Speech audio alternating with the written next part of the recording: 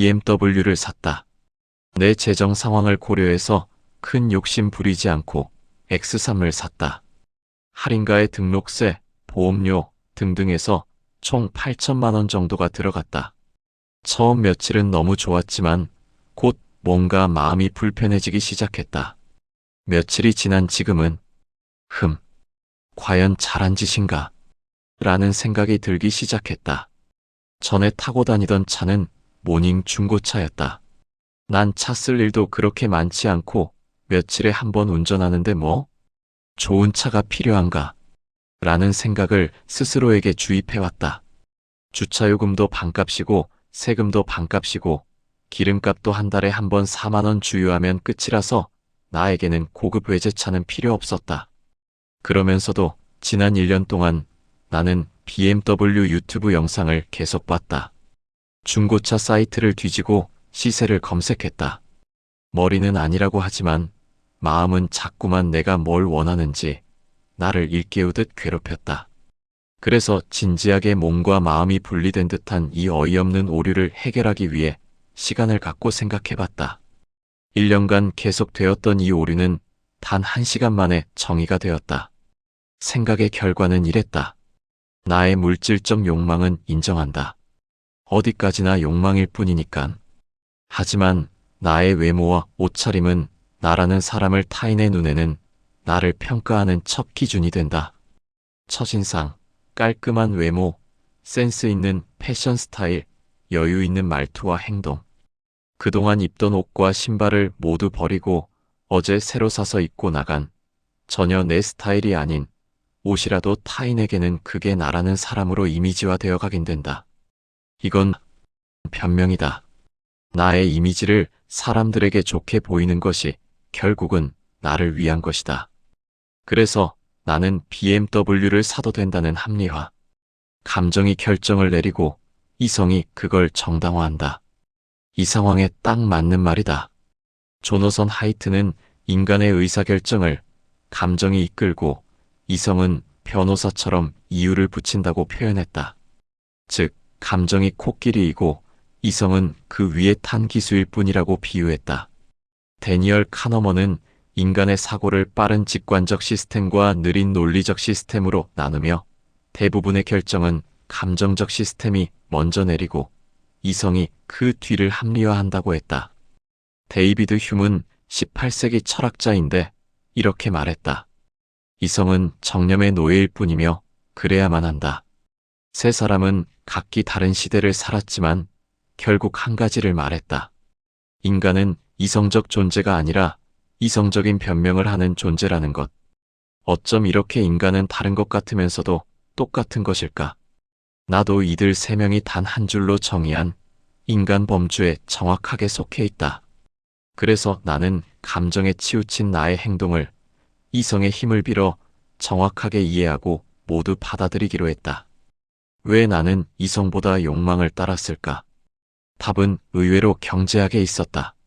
사이페딘 아모스의 책, 경제학 수업. 거기엔 시간선호라는 단어가 있다.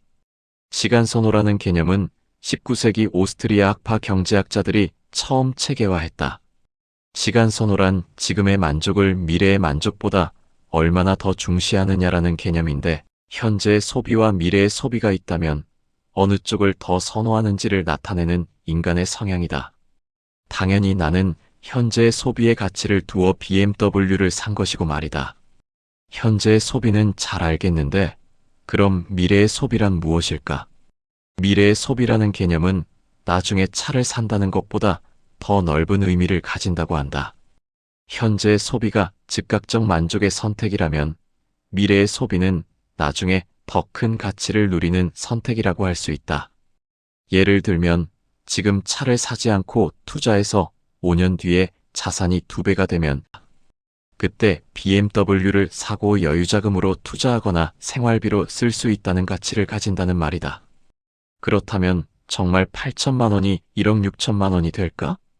하지만 지금 당장 1억 6천만 원이 된다는 게 아니라 5년이란 인내의 시간이 지난 후다. 그래도 BMW에다가 8천만 원이라는 돈도 더 생긴다는 말이네. 이 대목에서 아주 강하게 마음이 흔들린다. 정말 경제학의 시간 선호라는 개념에서처럼 미래의 소비에 더 가치를 두면 자산이 2배가 되는 것이 확실하다는 건가? 그래서 내 의문에 대한 해결 방안으로 챗 GPT의 힘을 빌어 시나리오 몇 개를 뽑아봤다.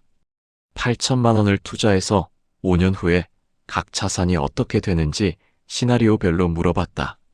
BMW의 경우엔 차값이 8천만 원이고 취등록세와 경차 보험료 대비해서 추가되는 부분만 감가에 반영해주고, S&P의 경우 최근 5년 동안의 연수익률을 기준으로 해주고, 비트코인의 경우 최근 5년간 연간 수익률을 알려주고, 시뮬레이션 할 때는 그것보다 조금 더 보수적인 수익률로 계산해달라고 했다. 1. BMW를 산다. 2. 미국 S&P 지수에 투자한다. 3.